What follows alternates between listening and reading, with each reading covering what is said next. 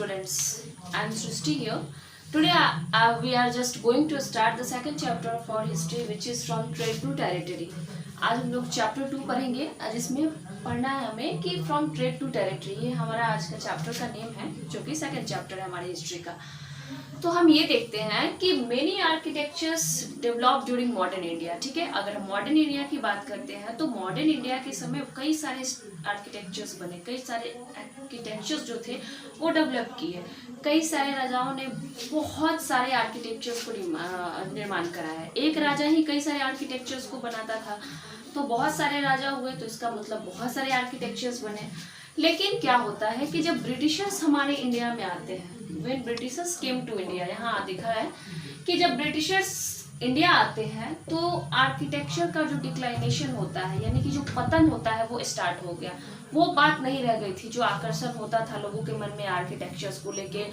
एक मन में रहता था कि आर्किटेक्चर्स मीन्स वाव, हमें बहुत सारे लोगों को एक उसको लेके क्रेज, हमारे आज के वर्ड में बोले तो वो क्रेज कहा जाता है, वो लोगों के बीच होता था। तो जब ब्रिटिशर्स हमारे इंडिया में आए और उन लोगों ने रूल ओवर करना स्टार्ट किया, तो हुआ ये कि जो क्रेज यानी कि आर्किटेक्चर्स का जो डिक्लाइनेशन था, मतलब वो स्टार्ट हो गया, क्रेज घटने लगा।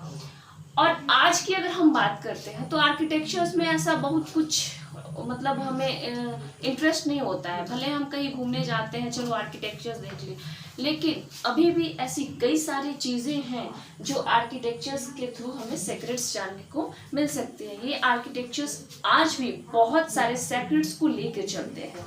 तो आज का जो हमारा चैप्टर है, यानी कि second chapter from trade to territory, वो स्टार्ट होता है ट्रेड से। किस चीज़ से स्टार्ट होता है? ट्रेड से, यानी कि व्यापार से स्टार्ट होता है ना, और ख़त्म होता है जाके टेरिटरी पे, यानी कि एक साम्राज्य पे ख़त्म होता है। एक बड़ा सा साम्राज्य बनता है, किस तरीके से व्यापार होते होते वहाँ साम्राज्य बन जाता है, हम लोग ये देखेंगे।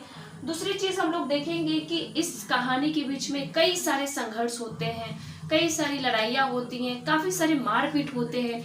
इन सब चीज़ों के बारे में इस चैप्टर में हम लोग डिस्कस करने वाले हैं।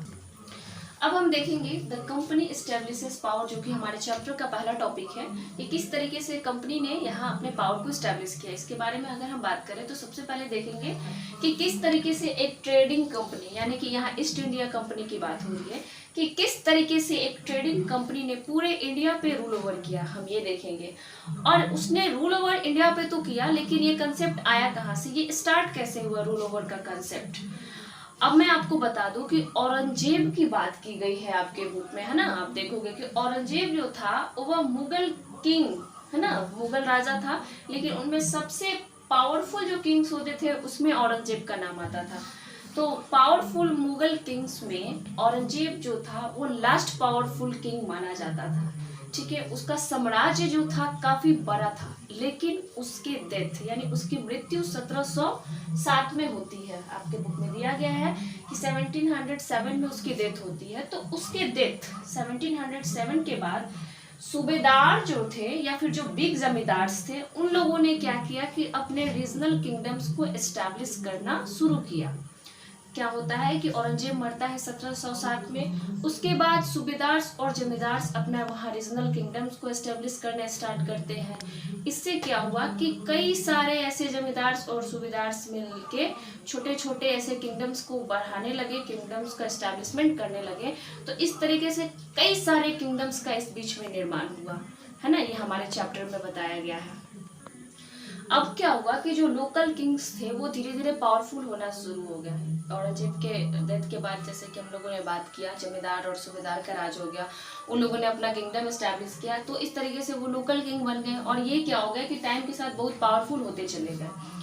अब क्या है कि जो न्यू पावरफुल रीजनल किंगडम्स, यानी कि जो इन लोगों ने बढ़ाना स्टार्ट किया था किंगडम्स, वो किंगडम्स को कहा जाता था रीजनल किंगडम्स, है ना। छोटे छोटे जो किंगडम्स को रीजनल किंगडम्स ही कहा जाता था। तो ये जो रीजनल किंगडम्स बने, नए नए पावरफुल किंगडम्स, इनकी संख्या बहुत ज़्यादा हो गई, बहुत ज़्यादा संख्या में इस तरह के किंगडम्स बनने स्टार्ट हो गए, या फिर उनका निर्माण हुआ। तो इससे क्या हुआ कि देश में कोई सेंट्रल एडमिनिस्ट्रेशन नाम की चीज़ नहीं रह गई कि मतलब देश को कंट्रोल कर सके। सब अपने मन के हो गए, सब अपने मन के मालिक हो गए, सब खुद को पावरफुल समझने लगे। छोटा छोटा रीजनल किंगडम्स हो ही गया तो सब अपने आप को उस जगह का राजा घोषित करने लगे। तो देश में कोई एक सेंट्रल जो पावर होती है वो बात नहीं रह गई थी। सेंट्रल एडमिनिस्ट्रेशन जो था बिल्कुल खत्म हो गया देश में। अब एक प्रॉब्लम क्या थी कि now there was no central authority. अब इस पूरे देश में कोई सेंट्रल अथॉरिटी नाम की चीज़ नहीं थी जो पूरे देश को एक साथ बांध के रख सके।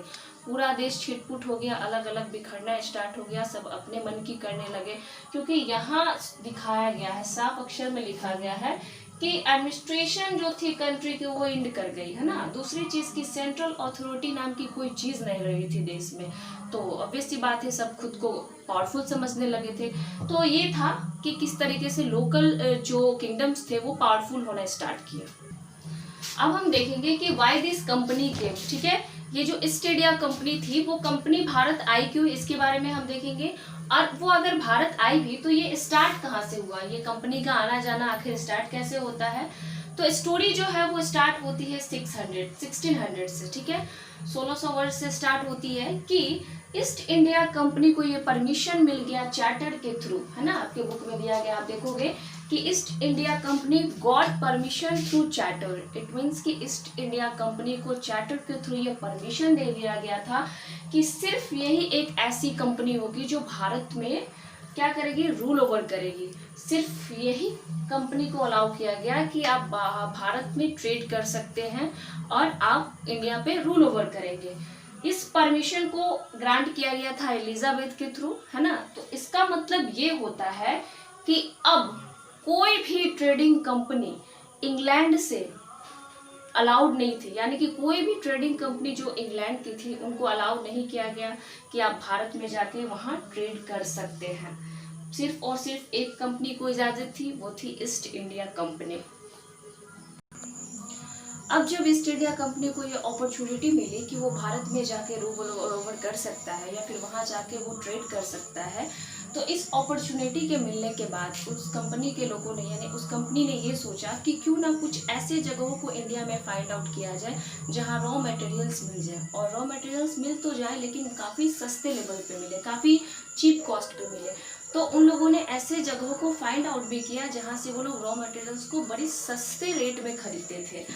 और क्या होता था कि they carry out the things at a very cheap rate. वो लोग यहाँ से काफ़ी सस्ते में सामान खरीदते थे और ले जाके उसको यूरोप में काफ़ी ऊंचे दामों में बेचते थे। तो इस तरीके से क्या होता था, उनको काफ़ी ज़्यादा प्रॉफिट होती थी और दूसरी कोई कंपनी यहाँ थी नहीं जो कि ट्रेड करती थी, तो जितना भी प्रॉफिट होता था सब उनका होता था। तो इस तरीके के ट्रेड सिस्टम को जो इन लोगों ने अपनाया था ईस्ट इंडिया कंपनी वालों ने, तो इस तरीके के ट्रेड सिस्टम को कहा जाता था मर्केंटाइल ट्रेडिंग सिस्टम। इस चीज़ को आप देखोगे, it's very important for you. यहाँ से एक क्वेश्चन अराइज होता है, ये मल्टीपल चॉइस क्वेश्चन टाइप का है, आप लोग इसको ध्यान देना। तो इस तरीके का ट्रेड सिस्टम को कहा जाता था मर्केंटाइल ट्रेडिंग सिस्टम। क्यों, ये क्या होता था, तो इसमें ट्रेड करने में किसी प्रकार का कोई कंपटीशन नहीं होता था। वो कंपनी अकेले अपना रूल ओवर कर रही है, आराम से ट्रेड कर रही है, सारे प्रॉफिट को गेन कर रही है, यहाँ से चीज़ों को बहुत चीप में खरीद के ले जा रही है, बहुत सस्ते लेवल में, और यूरोप में जाके काफ़ी हाई प्राइस पे बेचती है। तो इस तरीके का जो ट्रेड सिस्टम यहाँ उड़ा इस पूरे संदर्भ में, तो ये जो ट्रेड सिस्टम जो था वो पूरी तरीके से प्रॉफिट पे बेस्ड था। यानी कि हम लोग अपने लैंग्वेज में कहें तो ये मुनाफे पे बेस्ड हो गया था कि यहाँ से चीज़ों को सस्ते में खरीद के ले जाओ और अपने यहाँ हाई प्राइस पे बेच दो। इस तरीके से उनको सिर्फ और सिर्फ प्रॉफिट ही होता था। लेकिन ये ट्रेडिंग भी काफ़ी इजी नहीं होता था। जिस तरीके से हम लोगों ने इस कंसेप्ट को देखा कि ईस्ट इंडिया कंपनी आई, उसने रूल ओवर करना स्टार्ट किया, अदर जो कंपनीज थे उनको ये चार्टर नहीं मिला। लेकिन जितना हम लोग सोच रहे हैं कि आराम से वो लोग रूल करते होंगे, आराम से वो लोग ट्रेड करते थे, बिल्कुल ऐसा नहीं होता था। इस रूट में उन्हें काफ़ी परेशानियों को झेलना पड़ता था। सबसे पहले तो देखेंगे हम लोग कि they had to face many problems in this route. इस रास्ते में उन लोगों को कई सारे परेशानियों का सामना करना पड़ता था। और जो चार्टर उनको मिला था कि सिर्फ वही इस इंडिया में रूल ओवर कर पाएंगे या फिर ट्रेड कर पाएंगे, ये चार्टर्ड अदर जो यूरोपियन कंपनीज थे उनको नहीं रोक पाई। वो लोग भी यहाँ क्या किए कि ट्रेड करने का सोचने लगे। तो पहली बार जब इंग्लैंड की शिप इंडिया आई, पहली बार इंग्लैंड की शिप इंडिया आती है, तो वो अफ्रीका से होके आती है ना, अफ्रीका से होके आती है। और केप ऑफ गुड होप, ये एक अफ्रीका का छोर है, ये अफ्रीका जो है ना उसका कोना माना जाता है केप ऑफ गुड होप को, और जिसको हिंदी में कहा जाता है उत्मासा अंतरिक्ष। तो इस इंग्लैंड शिप की बात हो रही है जो पहली बार भारत आया, वो अफ्रीका से होके और केप ऑफ गुड होप से होके इंडियन ओशियन को पार करके तब हमारे इंडिया में इंटर किया। क्या? इंग्लैंड का पहला शिप। तो जब वो लोग यहाँ आए तो उन लोगों ने ये देखा कि यहाँ तो पहले से ही पोर्तुगीज टेलर्स जो हैं, मतलब यहाँ पोर्तुगीज जो लोग थे वो लोग अपने आप को इस्टेब्लिश कर चुके थे। उन लोगों ने अपना यहाँ एक अलग तरीके का मुकाम हासिल कर लिया था। तो ये शिप आती है और इस तरीके से वो लोग पुर्तगालियों को देखते हैं कि किस तरीके से पुर्तगाली लोग यहाँ खुद को इस्टेब्लिश कर चुके होते हैं। अब जब वो शिप्स के थ्रू इंडिया पहुंचे तो इंडिया आने के बाद उन्हें ये चीज़ रियलाइज़ हुआ कि इंडिया में ट्रेड करना इतना आसान नहीं था जितना सोच के वो लोग चले थे, क्योंकि यहाँ पहले से ही पुर्तगाली लोग जो थे वो अपना वर्चस्व जमा चुके थे। और जो पुर्तगाली लोगों की हम बात कर रहे थे उन लोगों ने अपना जो बेस था वो गोवा को बनाया था। आप लोग देखोगे कि कई सारी चीज़ों को उन लोगों ने गोवा में इन्वेंशन किया था, या फिर कई सारे कामों को उन लोगों ने गोवा में किया है। अगर आप नहीं जानते हो तो आगे के चैप्टर्स में निश्चित आप लोग पढ़ोगे। तो हमने देखा कि ये इंग्लैंड की जो शिप आती है वो लोग यहाँ ट्रेड करने आते हैं, ये सोच के आते हैं कि यहाँ हम लोगों का व्यापार करना काफ़ी इजी रहेगा। लेकिन जब वो यहाँ आते हैं तो देखते हैं कि पुर्तगाली लोगों ने अपने आप को पहले से इस्टेब्लिश कर रखा है। तब उनको रियलाइज़ होता है कि इंडिया में ट्रेड करना उतना भी आसान नहीं है जितना हम लोग सोच के चले थे। और पुर्तगाली लोग तो इस्टेब्लिश किए ही थे whole part of the country में, लेकिन गोवा में जो था उनका बेसिक बेस होता था। अब क्या था कि जो पुर्तगाली लोग थे उनकी ट्रेडिंग जो थी पूरी तरीके से स्टार्ट हो चुकी थी, पूरी तरीके से उन लोगों ने यहाँ एस्टेब्लिश कर लिया था अपने आप को। अब हम लोग देखेंगे एक नाम यहाँ शो कर रहा है, वास्को ड गामा। ठीक है, वास्को ड गामा कौन थे? एक पुर्तगाली एक्सप्लोरर थे। He was a Portuguese explorer जो भारत आए, इंडिया आए। और इंडिया किस तरीके से आए? तो उन्होंने खुद से एक सी रूट फाउंड किया, यानी समुद्र के थ्रू एक रास्ता को निकाला इंडिया आने का। तो सी रूट का पहला इन्वेंशन इंडिया आने के लिए उन्होंने ही किया था, डिस्कवर किया था, not invention, Vasco D gamma ने। तो वो जब इंडिया आए, ठीक है, तो इस रूट का उन्होंने खोज किया था 1498 में। 1498 में इस सी रूट को खोजा गया था। अब चूंकि ये सी रूट को खोजा जा चुका था तो अब तमाम देश, नॉट ओनली यूरोप या फिर मतलब कई ऐसे सारे देश भी थे जहां से लोग अब आसानी से इंडिया में आ सकते थे, ट्रैवल कर सकते थे, यात्रा कर सकते थे इस सी रूट के थ्रू। और सबसे पहली बात कि वो चाहते थे इंडिया में आना, यहाँ ट्रेड करना। आखिर क्या बात थी कि इंडिया से बहुत ज़्यादा वो लोग प्रभावित थे? तो मैं आपको बता दूं कि इंडिया में सही बात है, रिसोर्सेज बहुत ज़्यादा थे। उस रिसोर्सेज को यूटिलाइज करने का वो लोग सोचते थे। वो सोचते थे कि इस रिसोर्स के थ्रू ही हम लोग अपने बिजनेस को कर सकते हैं। तो उन लोगों ने क्या किया कि धीरे धीरे इस सी रूट के माध्यम से कई सारे देश के जो ट्रेडर्स थे वो हमारे इंडिया में आना स्टार्ट किए। अब हम देखेंगे कि now in early 17th century, यानी 17 शताब्दी में जब स्टार्ट हुआ, 17 शताब्दी का स्टार्ट होता है, तो जो डच ट्रेडर्स थे उन लोगों ने भी क्या किया, इंडिया आना स्टार्ट किया। अभी तक तो जो लोग आए थे, अब डच लोग भी इस इंडिया में आना स्टार्ट किए, क्योंकि सारे जो लोग थे वो मौके की तलाश में थे कि हमें मौका मिले कि हम लोग इंडिया में जाएं। और सही बात है, यहाँ इंडिया में अपॉर्चुनिटीज़ तो इतनी ज़्यादा थी कि जिसका कोई जवाब नहीं है। वो लोग आराम से इस बेसिस पे यहाँ व्यापार कर सकते थे। जब वो इंडिया आए तो इस चीज़ को उन लोगों ने महसूस किया कि इंडिया में रिसोर्सेज इतने ज़्यादा हैं जिसका यूटिलाइज करके हम आराम से बिजनेस कर सकते हैं, हम आराम से व्यापार कर सकते हैं। और जो क्या होता है ना कि रिसोर्सेज का तो उन लोगों ने यूटिलाइज करना स्टार्ट ही किया। और धीरे धीरे डच तो आए ही आए, अब फ्रेंच ट्रेडर्स भी इंडिया में आना स्टार्ट किए। तो अब क्या हुआ कि सिर्फ एक कंपनी नहीं, कई देशों से लोगों ने इंडिया में ट्रैवल करना स्टार्ट कर दिया। चूँकि सी रूट को वास्को डी गामा ने फाइंड आउट कर दिया था तो लोगों को अब परेशानी भी नहीं थी, आराम से वो लोग ट्रैवल कर सकते थे इस सी रूट को यूज़ करके। अब जो हमारा नेक्स्ट टॉपिक है जिसके बारे में हम लोग डिस्कस करेंगे या फिर जिसकी बात करेंगे हम लोग, वो है स्ट्रगल फॉर पावर। इसके बारे में हम लोग जानेंगे कि किस तरीके से पावर के लिए स्ट्रगल कंपनी के बेस बढ़ना स्टार्ट हुआ।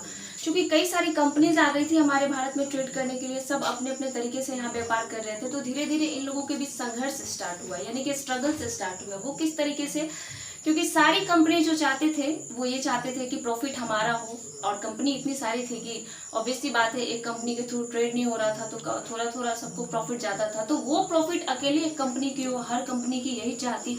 तो यही कारण था कि उन लोगों के बीच स्ट्रगल काफी बढ़ना स्टार्ट हुआ। और सबसे बड़ी बात जो एक इन लोगों के बीच प्रॉब्लम थी वो ये थी कि इंडिया से सारे कंपनीज एक ही चीज चाहते थे, सेम ही चीज चाहते थे। वो क्या कि सारे कंपनीज चाहते थे कि यहाँ जो मसाले की क्वालिटीज बहुत अच्छी होती है वो यहाँ से कैरी करके अपने देश में ले जाए या फिर कहीं और ले जाके उसको बहुत हाई प्राइस पे बेचे। तो ये सिर्फ एक कोई कंपनी नहीं, सारे कंपनीज की यही डिमांड थी। दूसरी चीज वो लोग ये चाहते थे कि यहाँ से किसी भी रॉ मटेरियल्स को लेके आराम से हम लोग इजिली कम कॉस्ट पे खरीद के वहाँ हाई प्राइस पे बेचे। तीसरी चीज वो लोग ये चाहते थे कि यहाँ से कॉटन या फिर कपास, ठीक है, जिसकी खेती होती है हमारे यहाँ, उसको यहाँ से बहुत सस्ते दाम पे खरीद के हम लोग वहाँ बेचे। तो ये प्रॉब्लम सारी कंपनीज के साथ थी कि वो सारे कंपनी सेम थिंग ही चाहते थे। अब क्या था कि इसका जो इफेक्ट था, यानी कि हमारा इंडिया के जो स्पाइसेस होती थी या फिर यहाँ की जो क्वालिटीज होती थी, इसका सबसे ज्यादा अगर कहीं इफेक्ट था वो था यूरोपियन कंट्रीज में। यूरोपियन कंट्रीज में यहाँ की चीज़ों का जो डिमांड था वो बहुत ज़्यादा होता था। यहाँ के रॉ मटेरियल्स को वहाँ भारी मात्रा में लोग खोजते थे, क्योंकि यूरोपियंस क्या करते थे कि यहाँ से बहुत कम दाम में चीज़ों को खरीद के ले जाते थे और उसको बहुत हाई प्राइस पे बेचते थे, और उन लोगों को इससे बहुत ज़्यादा प्रॉफिट भी होता था। इस बीच कंपनियों को ये एहसास हुआ कि अब जो स्ट्रगल है या फिर जो हमारा संघर्ष है वो बढ़ता जाएगा, क्योंकि सबसे बड़ी बात थी कि सारी कंपनी जो थी वो प्रॉफिट चाहती थी। अब क्या है कि किसी एक कंपनी को बहुत ज़्यादा प्रॉफिट मिले ये दूसरी कंपनी बर्दाश्त नहीं कर सकती थी। दूसरी बात ये थी कि जो भी प्रॉफिट आता था उसमें सबका हिस्सा हो जाता था। तो इस तरीके से उन लोगों को ये समझ में आने लगा कि स्ट्रगल्स होने वाली है।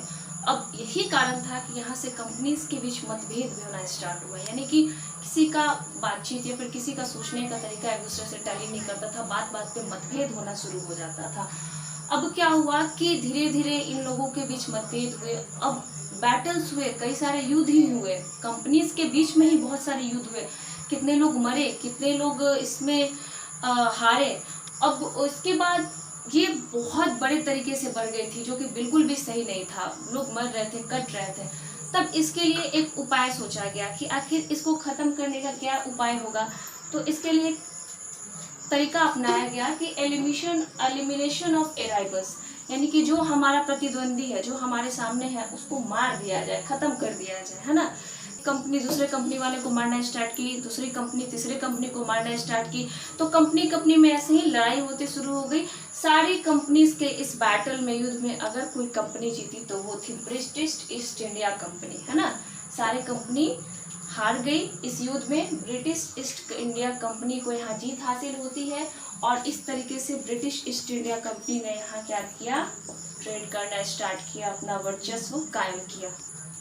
लगातार 17 से 18 शताब्दी की अगर हम बात करें तो ये कंपनीज क्या करती थी, एक दूसरे की कंपनीज को, शिप को डुबा दिया करती थी। जब भी कंट्रीज से वो लोग आते थे व्यापार करने के लिए, उनकी शिप को ही वो लोग डुबा दिया करती थी, या फिर किसी न किसी कारणवश से उनको यहाँ व्यापार करने से रोक देते थे। तो इस तरीके से ये संघर्ष काफ़ी दिनों तक चलता रहा।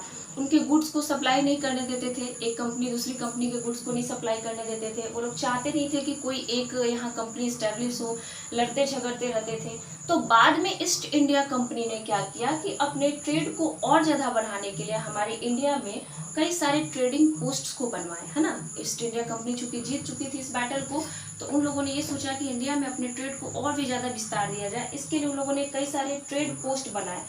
वो लोग क्या करते थे कि यहाँ हमारे इंडिया में अपनी फैक्ट्रीज को इस्टेब्लिश करते थे, यहाँ फैक्ट्री को बनाते थे, और बगल में सेटलमेंट्स भी हुआ करती थी कि फैक्ट्रीज में काम करने वाले लोग तो होंगे ही, साथ में रहने वाले लोग भी होते थे। इस वजह से सेटलमेंट्स का भी वहाँ पे अरेंजमेंट होता था। तो फैक्ट्री उन लोगों ने इस्टेब्लिश करना स्टार्ट किया और अपने सेटलमेंट्स को भी बनाए। क्योंकि अब उन लोगों की फैक्ट्री बहुत ज़्यादा चलती थी, तो वो लोग क्या करते थे, इन फैक्ट्रीज को प्रोटेक्ट करने के लिए उन लोगों ने बाउंड्री वॉल्स गिरवा दिए, मैंने फैक्ट्री के आसपास बड़े बड़े वॉल्स लगा दिए ताकि दूसरा कोई इसमें घुसपैठ नहीं कर सकता है। और उसके जो बाउंड्री होते हैं, यानी कि फैक्ट्री का जो बाउंड्रीज था, वहाँ अपने सेना को भी नियुक्त कर दिया इस फैक्ट्री को प्रोटेक्ट करने के लिए। वो चाहते थे खुद को प्रोटेक्ट करना, अपनी फैक्ट्री को प्रोटेक्ट करना, अपने ट्रेड को प्रोटेक्ट करना, और ये चाहते थे कि यहाँ से ज़्यादा प्रॉफिट को हासिल किया जा सके। तो इस तरीके से उन लोगों ने किलाबंदी करना भी स्टार्ट किया। तो वहाँ के जो लोकल रूलर्स थे, जहाँ ये लोग अपना फैक्ट्री इस्टेब्लिश करते थे या फिर ये जो काम कर रहे थे, यानी कि बाउंड्री वाल्स गिरवाते थे, किलाबंदी करते थे। तो वहाँ के लोकल रूलर्स को ये चीज़ बहुत बुरा लगा कि हम यहाँ के रूलर्स हैं, हम यहाँ के पावर्स को रखे हुए हैं, हमारे राजा मतलब हम खुद राजा हैं, हमारे रहते हुए ये क्यों पावर को चला रहे हैं।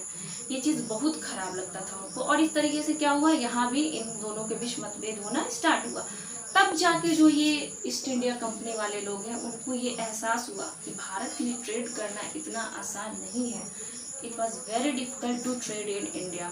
और ये चीज़ भी फील हुआ कि अगर ट्रेड करना है तो उन्हें यहाँ के राजनीति में हस्तक्षेप करना ही पड़ेगा। तो ये था कि किस तरीके से ईस्ट इंडिया कंपनी का एस्टेब्लिशमेंट होता है और किस तरीके से यहाँ फिर खत्म होने की बात आती है। अब जो हमारा नेक्स्ट टॉपिक है वो है कि East India Company begins trade in Bengal. किस तरीके से ईस्ट इंडिया कंपनी जो थी अपने ट्रेड को बंगाल में स्टार्ट करती है, इसके बारे में हम लोग नेक्स्ट वीडियो में पढ़ेंगे। तब तक आप लोग इस वीडियो को देखो, समझने की कोशिश करो। मिलते हैं अगले वीडियो में। Thank you.